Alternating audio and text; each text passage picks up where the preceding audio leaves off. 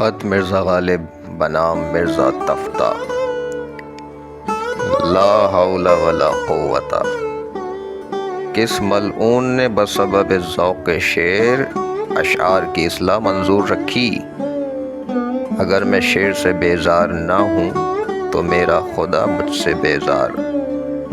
میں نے تو بطریق قہر درویش بجان درویش لکھا تھا، جیسے اچھی جورو برے خاوند کے ساتھ مرنا بھرنا اختیار کرتی ہے، میرا تمہارے ساتھ وہ معاملہ ہے۔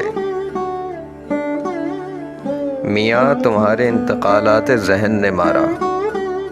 میں نے کب کہا تھا کہ تمہارا کلام اچھا نہیں؟ میں نے کب کہا تھا کہ دنیا میں کوئی سخن فہم و قدردان نہ ہوگا؟ مگر بات یہ ہے کہ تم مشق سخن کر رہے ہو اور میں مشق فنا میں مستغرق ہوں۔ ابو علی سینا کے علم کو اور نظیری کے شعر کو ضائع اور بے فائدہ اور موہوم جانتا ہوں۔ زیست بسر کرنے کو کچھ تھوڑی سی راحت درکار ہے، اور باقی حکمت اور سلطنت اور شاعری اور ساحری سب خرافات ہے۔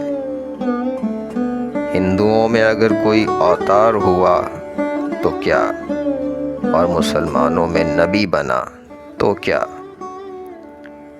دنیا میں نامآور ہوئے تو کیا، اور گمنام جیے تو کیا؟ کچھ وجہ معاش ہوا اور کچھ صحت جسمانی، باقی سب وہم ہے اے یار جانی۔ ہر چند وہ بھی وہم ہے، مگر میں ابھی اسی پائے پر ہوں۔ شاید آگے بڑھ کر یہ پردہ بھی اٹھ جائے اور وجہ معیشت اور صحت و راحت سے بھی گزر جاؤں، عالم بے رنگی میں گزر پاؤں۔ جس سناٹے میں میں ہوں وہاں تمام عالم بلکہ دونوں عالم کا پتہ نہیں۔ ہر کسی کا جواب مطابق سوال کے دیے جاتا ہوں، اور جس سے جو معاملہ ہے اس کو ویسا ہی برت رہا ہوں، لیکن سب کو وہم جانتا ہوں۔ یہ دریا نہیں ہے، سراب ہے، ہستی نہیں ہے، پندار ہے۔ ہم تم دونوں اچھے خاصے شاعر ہیں، مانا کہ سعدی و حافظ کے برابر مشہور رہیں گے۔ ان کو شہرت سے کیا حاصل ہوا کہ ہم کو تم کو ہوگا؟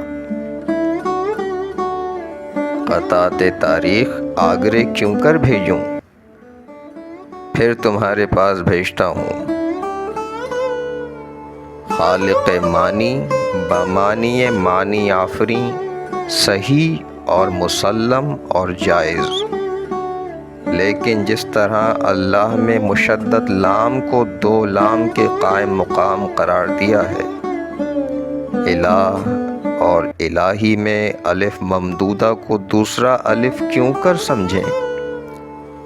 قیاس کام نہیں آتا، اتفاق سلف شرط ہے۔ جب اور کسی نے الہی میں دو الف نہیں مانے تو ہم کیوں کر مانے؟